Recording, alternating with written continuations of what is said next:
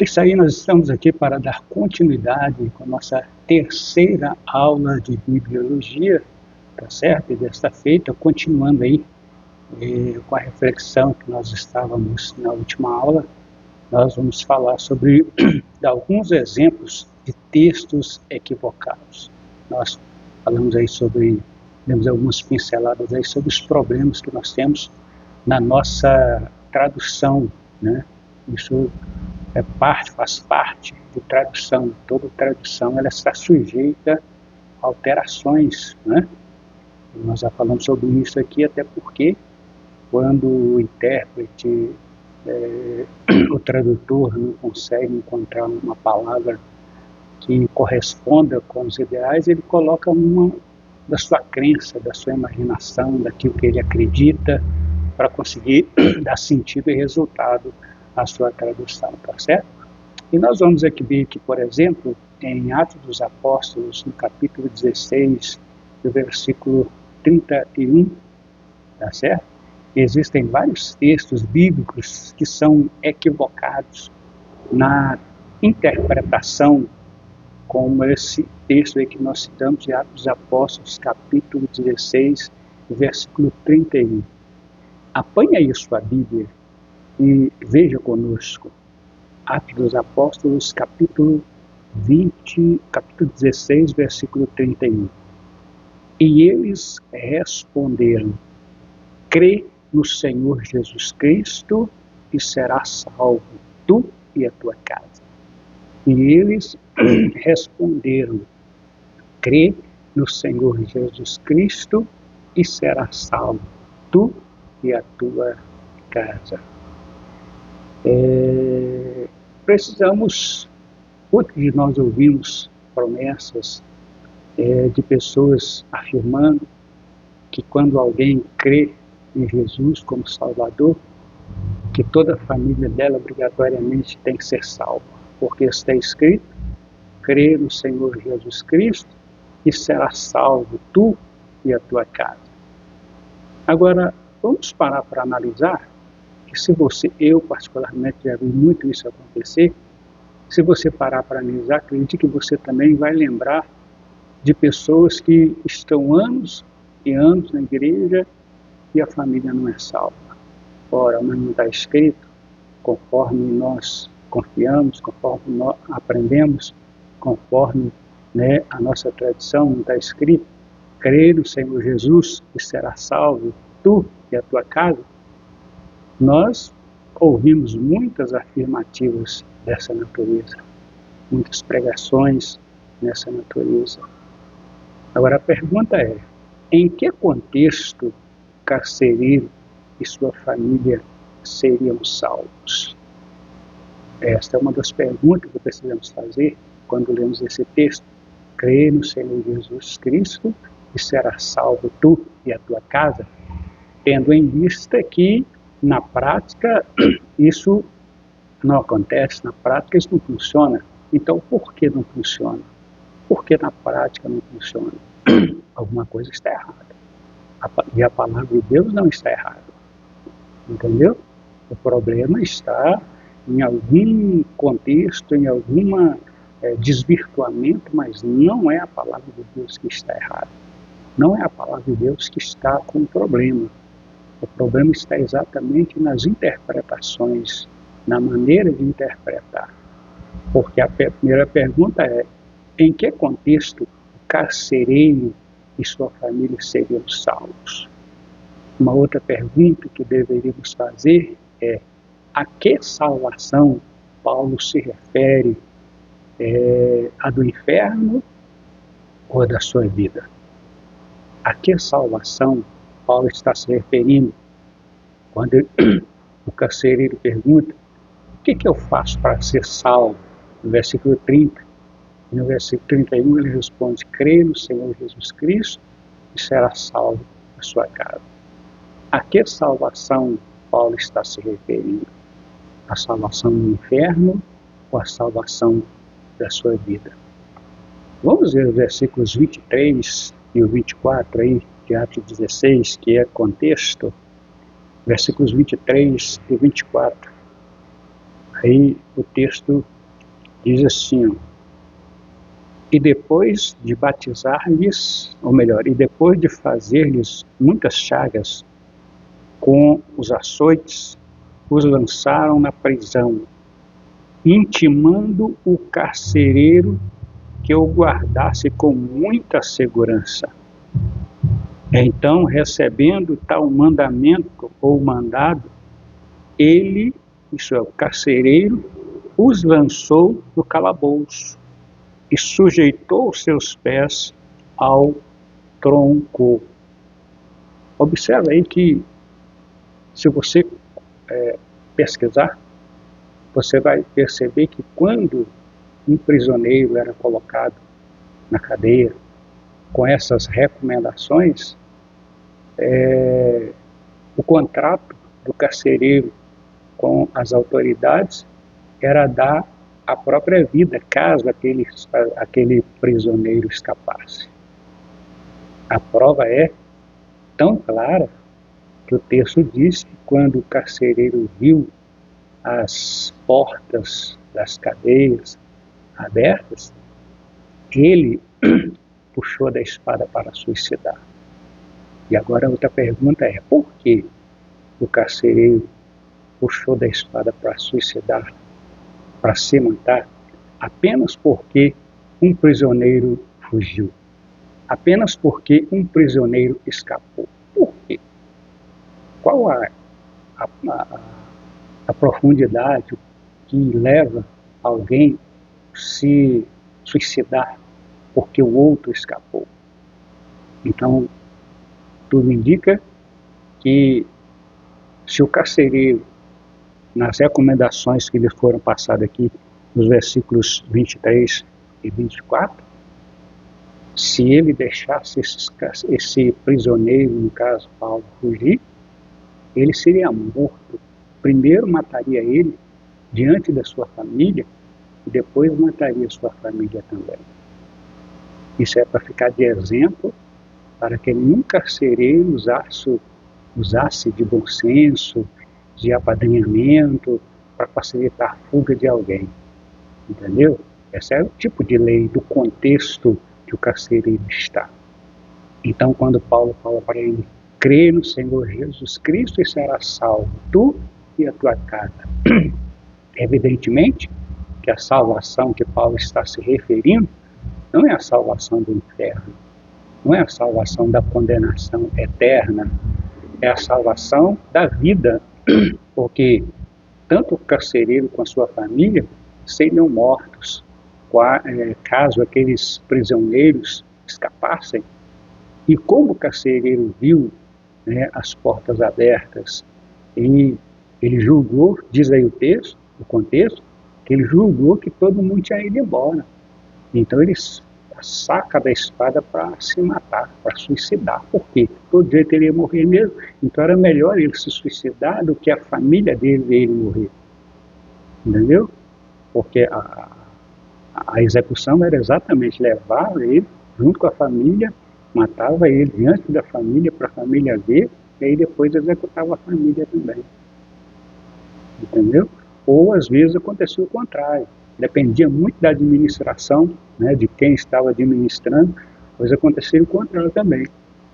Não matava-se de uma vez, no caso, matava a família perante ele vendo que ele sem poder fazer nada, e depois o matava. Então poderia acontecer essas duas formas da sentença, mas a sentença é, se deixasse um prisioneiro fugir, com essas recomendações, fugir, o carcereiro seria morto com toda a sua casa, com toda a sua família.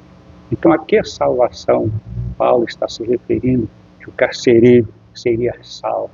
Eu acredito que já deu para você perceber e analisar que não é a salvação da sua alma, e sim a salvação da sua vida, a salvação da sua família.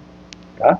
Porque, inclusive, a palavra de Deus ela diz que quando o carcereiro saca da espada para suicidar, Paulo então grita, lá do fundo, lá de dentro, olha, não faça isso, porque todos nós aqui estamos, não fugiu nenhum.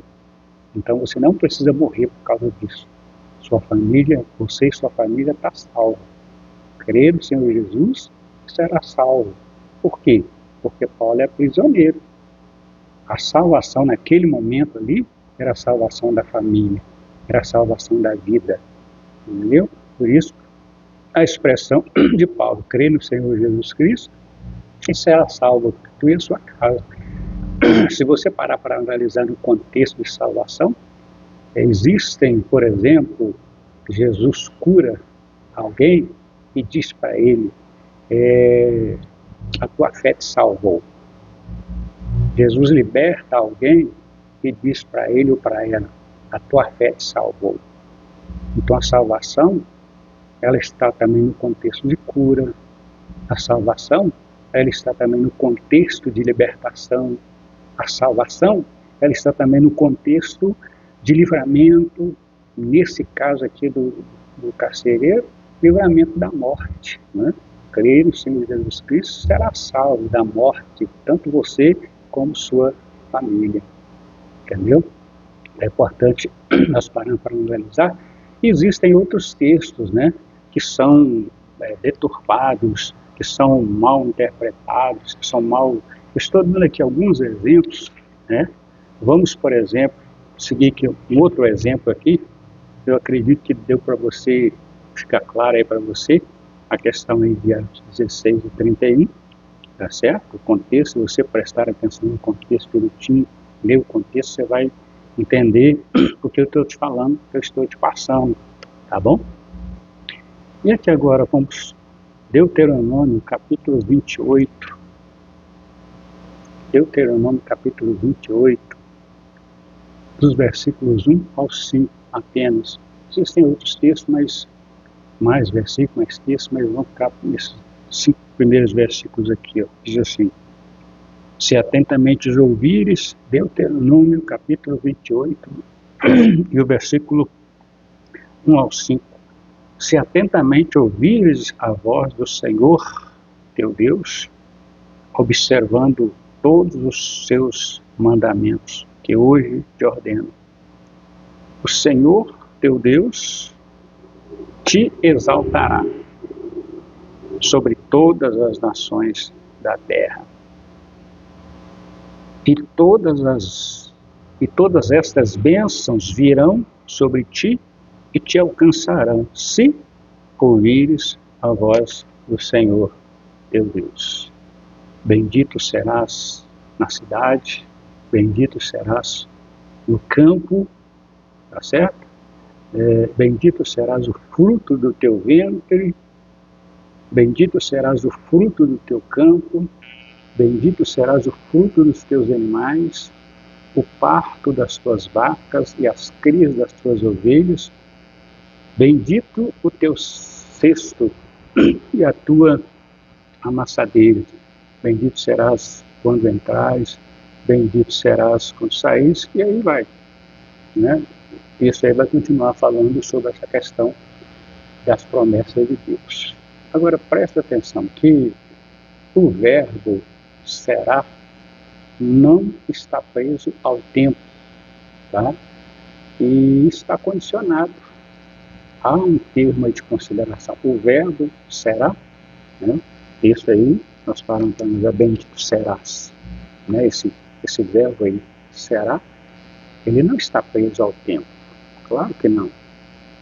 Agora, ele está condicionado. Ele não está preso ao tempo, mas está condicionado.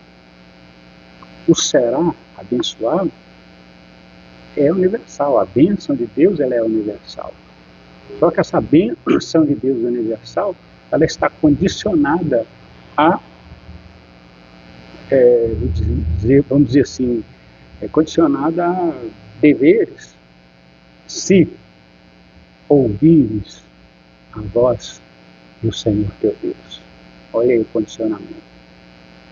Então, o verbo será não está preso ao tempo, mas está condicionado.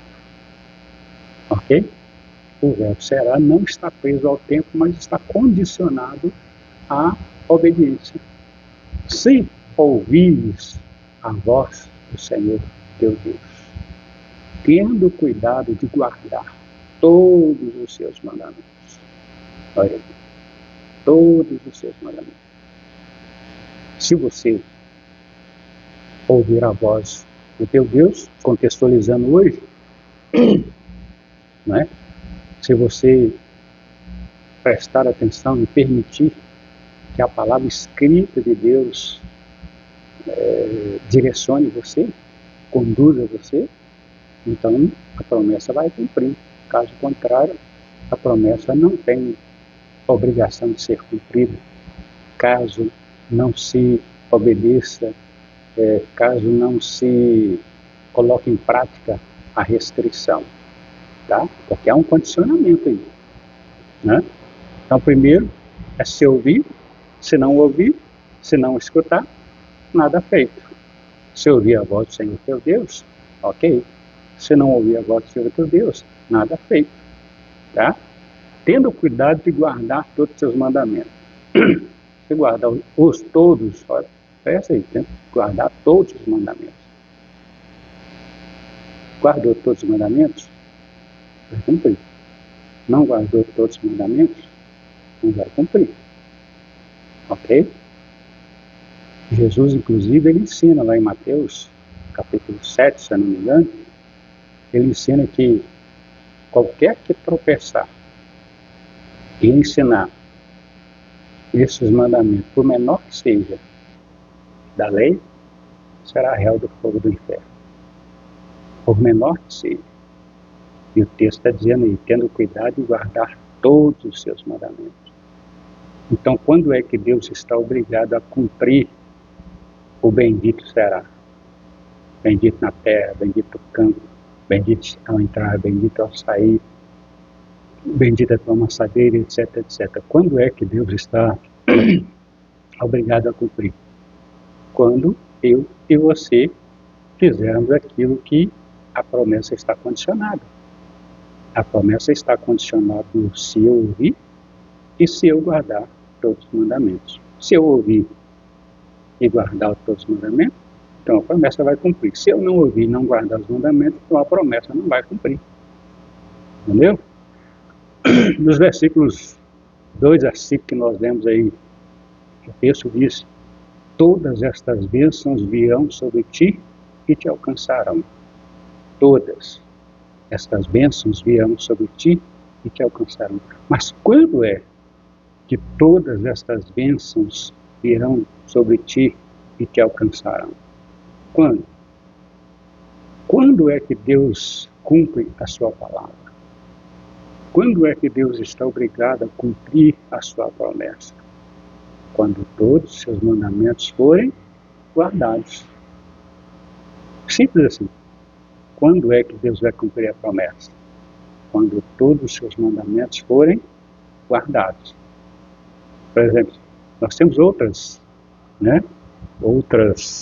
referências que comprovam isso aí, por exemplo, Êxodo 14, nós temos aí um outro exemplo: o Senhor Jeová pelejará por vós e vós guardareis silêncio. O contexto aí está dizendo que Deus vai pelejar pelo pessoal? Vai. Mas quando é que Deus vai pelejar pelo pessoal? Se você analisar aí, então, versículo 3, então Moisés respondeu ao povo: não temais, tranquilizai-vos e vede como hoje o Senhor vos livrará, pois esses egípcios que hoje vedes, nunca mais os vereis. Quando é que isso vai acontecer? Quando os mandamentos fossem cumpridos, quando os mandamentos fossem obedecidos. E para isso o responsável era quem? É Moisés. O povo se acampa diante do Mar Vermelho, né?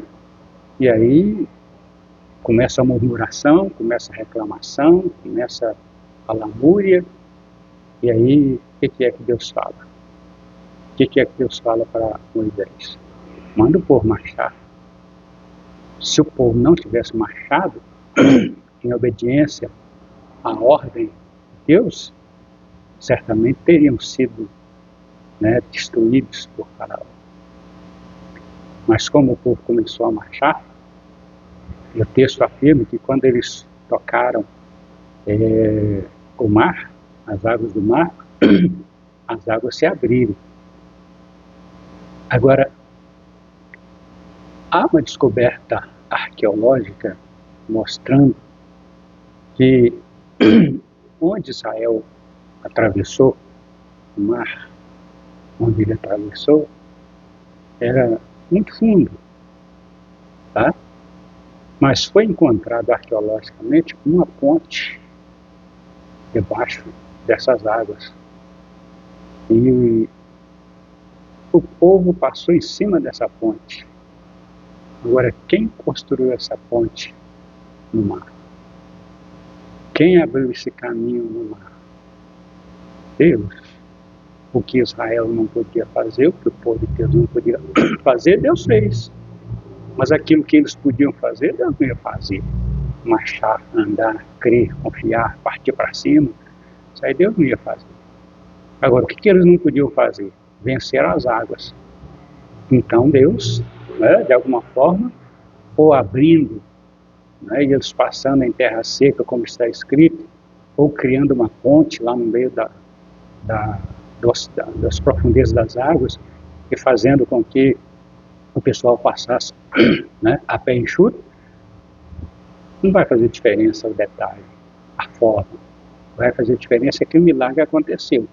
É que eles atravessaram realmente o mar, como está na palavra, a pé enxuto. Agora, por que eles atravessaram? Porque marcharam, obedeceram, cumpriram. Tá certo? Ainda em Êxodo, capítulo 15, versículo 26, está escrito o seguinte, ó.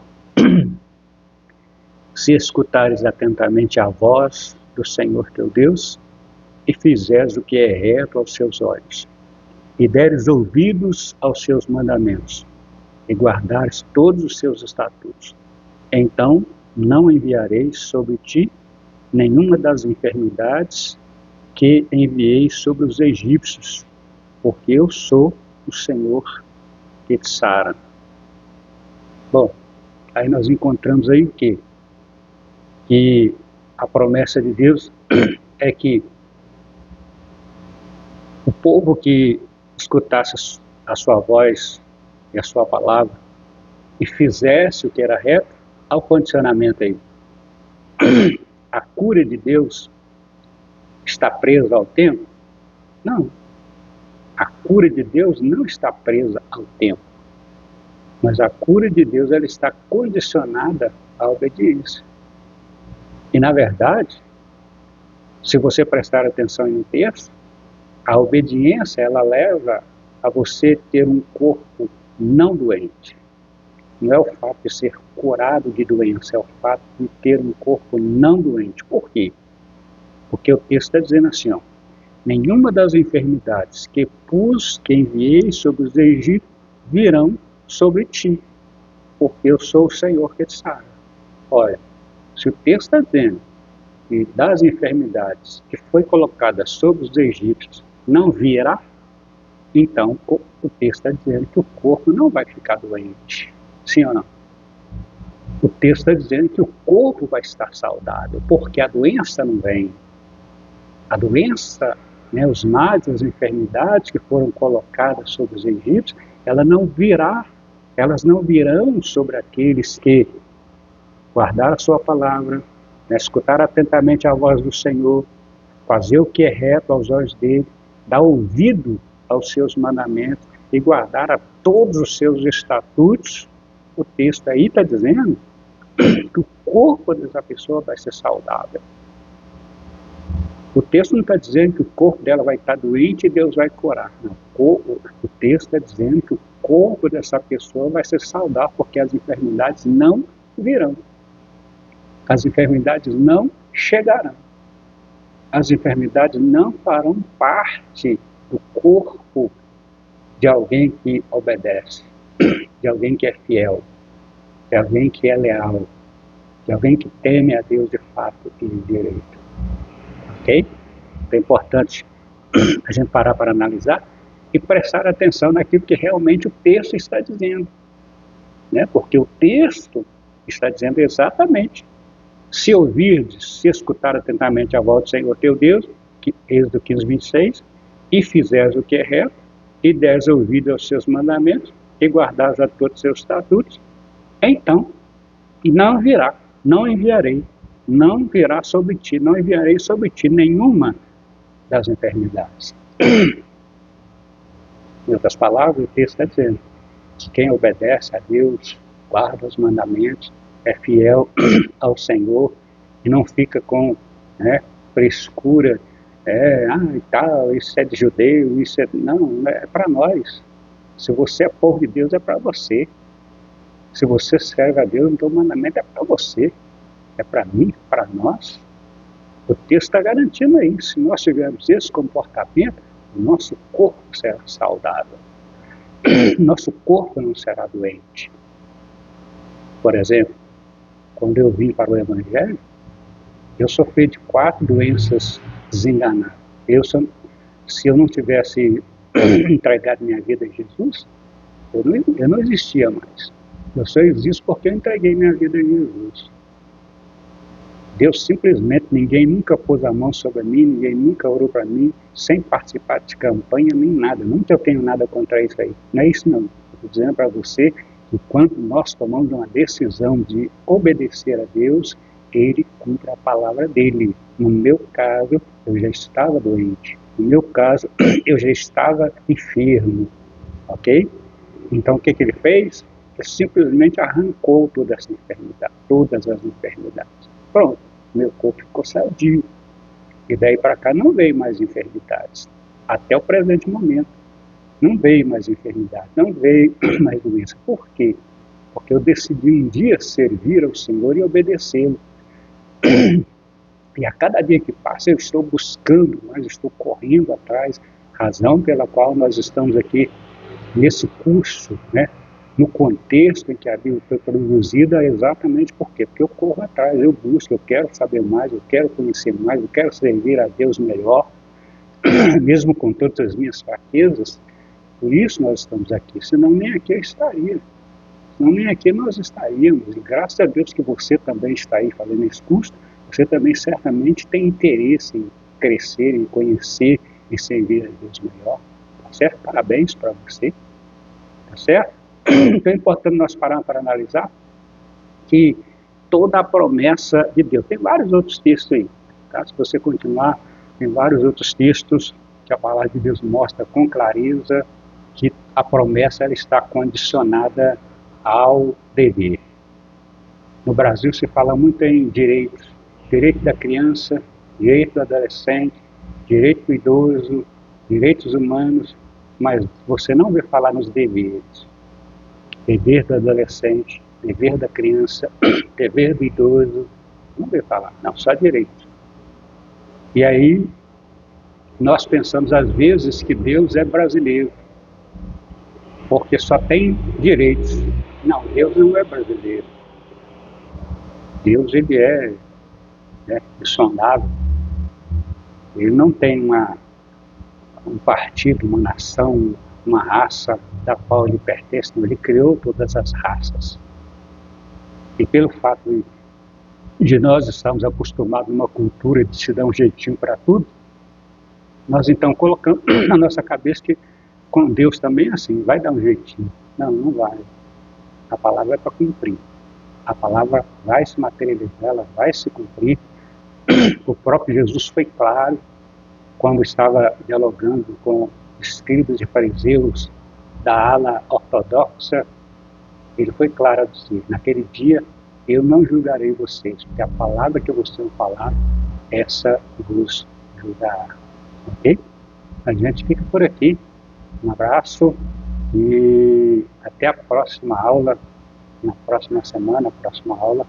Aí a gente volta dando continuidade aí com você, tá certo? Dessa feita a gente vai falar sobre a divisão, a definição dos termos da Bíblia, divisão da Bíblia e etc, etc. Tá bom? Deus te abençoe. Fique na paz. e até o nosso próximo encontro, se Deus quiser.